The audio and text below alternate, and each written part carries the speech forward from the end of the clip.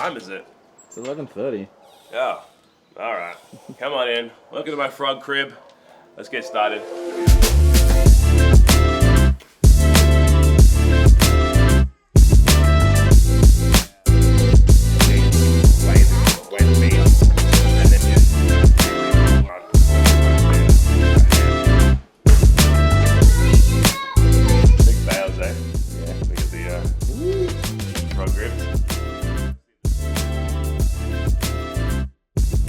Might be a good little bit for the camera too, but when I first saw that rule, I was initially like really annoyed at CrossFit, and like their reasoning was, I think, just not good enough until the clarification. I saw the clarification that it's literally just for the games and for the in-person events.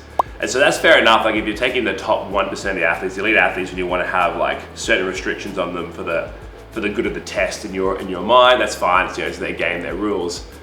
But before I knew that it was only for the in-person events, I was literally saying, like, to our coaches meeting, I was like, I'm not going to stop anyone in our gym from using the rubber grips in the open, because it's actually a safety issue. Like, to make the sport safer, the everyday person needs to have grips that are going to keep them on the bar, keep them from tearing, and let them train harder. And the open is supposed to be a community event anyway, not an actual elite competition. So I thought, in my opinion, it was irresponsible to like reduce the performance of grips for the everyday athlete when it's a very important safety equipment. It's not a performance equipment, in my opinion, for that level. So I'm glad the rule is that way, because like it used to be a thing that probably once a month, maybe depending on the size of your gym, once every couple of months, someone would come off the pull-up bar at some CrossFit gym somewhere. It just was a thing, right? Eventually someone goes through a toe to bar or a chest to bar and their grip isn't as good as they thought. They're tired. I got one more in me, and they'd fall off. And most of the time it was like near misses and you'd be fine. Every now and then someone would get pretty messed up. I don't think we've had someone fall off the bar at Torian in about a year, at least. Well, not that I've seen. Like, if it has happened, no one's reported it yet. Like, it's been so long because these grips are so good now. People can be like so tired to the point where they're failing the chest to bar or failing the toe to bar, but they're still safe. And that's the most important thing, is keeping people safe, especially in our heat with our community. The bars get so slippery. So I just think, yeah, those grips need to stick around for the safety, like, training all year round. Because someone said, oh, should athletes start training all year round then in the non-rubber grips? I said, maybe the elite athletes can dabble with it towards the end, but like safety first. Like if it allows you to train harder, train longer, you don't tear your hands as much, you can keep doing other movements, because if you tear your hands, you can't snatch.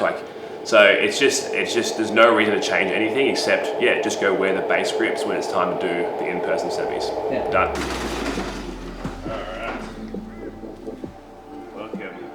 Jurassic Park. Half gym and half like kids zone now these days. Probably the basketball hoops and stuff are pretty much permanent fixture now. They can all be moved, but I get lazier and lazier with training as I get older, and so I just work around the stuff.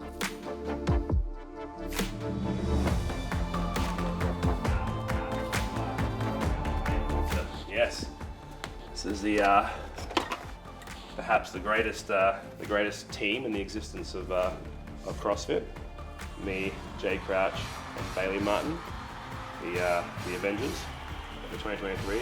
Smashed everyone, all the Americans, everyone, all these challenges, thought they could take us, but we kept it in the country, right? Kept it in the Australia, New Zealand. Bailey's basically an Australian now. We got some relics here. Got some Jay Crouches. Jay's on my feet, It's the base 1.0s, man, they were goated. They were some good grips. And then of course, the base 2.0s, which are next level, like just in terms of the material is so much more resilient. Cool, so the benefit of having a home gym or doing workouts in the home gym is number one, like the convenience, which I think COVID was cool for showing everyone like just how, if you have the motivation, which I think a lot of like CrossFitters do, how cool it is to be able to work out, 10 meters from your front door and just no travel time, just roll out here, work out, roll straight back in, can jump in the cold shower and be basically back in with the rest of your day, like back in the aircon, and it's like you never even left. It's cool to have, as you can see, like the space is it's becoming more of a family space now too. Like I can be doing a workout in the back, the kids can be playing basketball up here. they get to see me working out, which I think is really important. Like they want to do what dad does, and they want to do what mum does too. And so they'll do their own little workout. We got a little sandbag for the kids, and just like they'll be copying me and doing a workout. Right? It just becomes normal to them rather than exercise being this like chore that we have to do. So it's cool for the culture. Like I said, it also becomes a bit of a play space, right? We have this like, you know, playground for kids, like climbing on boxes, jumping on stuff, picking up things, swinging from the rings. They can be, you know, out in the yard, having fun, doing their thing. I can be in here getting my work, like doing my job, and it's like it basically counts as family time half the time. So it's cool. Like I don't have to leave as much, which is really nice for them. And the goal was to be able to, you know, just because of COVID, the goal was to be able to do virtually anything that would ever come up in a qualifier from home. So it started basic, which is the rig, barbell, dumbbell, just like, you know, do normal affiliate programming, if you will, like barbells and gymnastics. And then just slowly, because we had the space, grown it out to all the niche things like your handstand ramp and even like the rope climb rig and, you know, all different kinds of sandbags. And just trying to get anything that might come up in a qualifier can be done, that's just because I'm competing. If you were just building a home gym for yourself, I always tell people the thing I recommend is just barbells, a rig, and a machine. Doesn't matter which one, your favorite one, your least favorite one, and that's it. You can do so much with those 3 things. So training is split pretty evenly, or maybe a little bit more here at home, but then the rest of the time I train at Torian, where I also do coaching. It's so good to connect with like members, like like on an affiliate level, like to get out of the athlete space all the time and just talk to the people that are having their lives change every day by the fitness. It really helps, you know, keep me grounded and helps with my motivation for competing and training too. That like there's, you know, that community side of it is so cool, and it fuels the sport.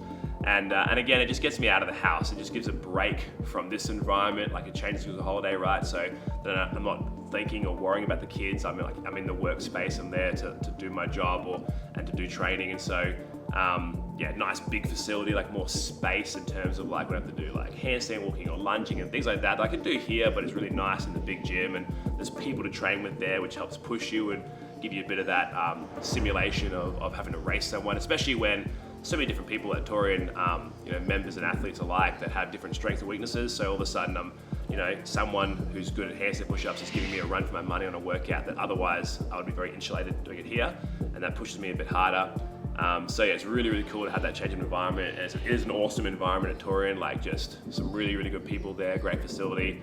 So super grateful for that. Coaching is fantastic. Like we have, I'm a bit biased, but we have some of the best members on earth. I've been to a lot of gyms in America actually I've been to, and I know nothing compares to Torian just in terms of like, part of it's the fact that because we run the pro, like so many of our members volunteer, but it's just they're so giving of their time, like they're so invested in the gym, in the sport, in each other.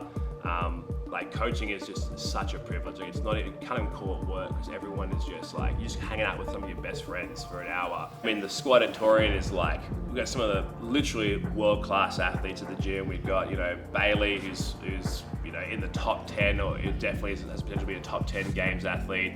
You got and obviously Marnie and Christy and Jack, who I was on the team with last year, you know, became second in the world, right? Like, we've got some of the best athletes in the world. There's always someone in the gym at some point. Another really cool thing for me having the home gym or training out of home is that I've also been fortunate enough to set up a bit of a home recovery center. So a big shout out to Rejuvenex is the brand for all this stuff, hooking us up. Yeah, the recovery sorted, let's go train. That just so everybody knows what place you're going to be coming? Yeah, this is just, yeah, exactly. Just carry it around with you? Yeah, just carry this around. I make sure I carry this around at Torian just so Bailey knows what's up. So my outlook for this season, I'm going individual this season. Gonna obviously have a run at making it back to the games and performing. Make sure it's fun, give it my best all. And you know, like James, a good friend of mine, James Newbury, always says, you're the most dangerous when you're having fun anyway. So enjoy it, get out there, do the best you can do, and if the chips fall where it may in a good way, awesome. But if not, at least haven't wasted your year, wasted, you know, your life doing something you hated to do. If it was fun and worth your time, then it doesn't turn out the way you want it to, no regrets. So that's the plan for 2025. It's a plan every year, but yeah, 1 year at a time, and That's my outlook right now. Alright guys, hope you enjoyed my frog cribs. Time to get to work now. Bailey Martin won't chase himself down. So stay froggy out there guys.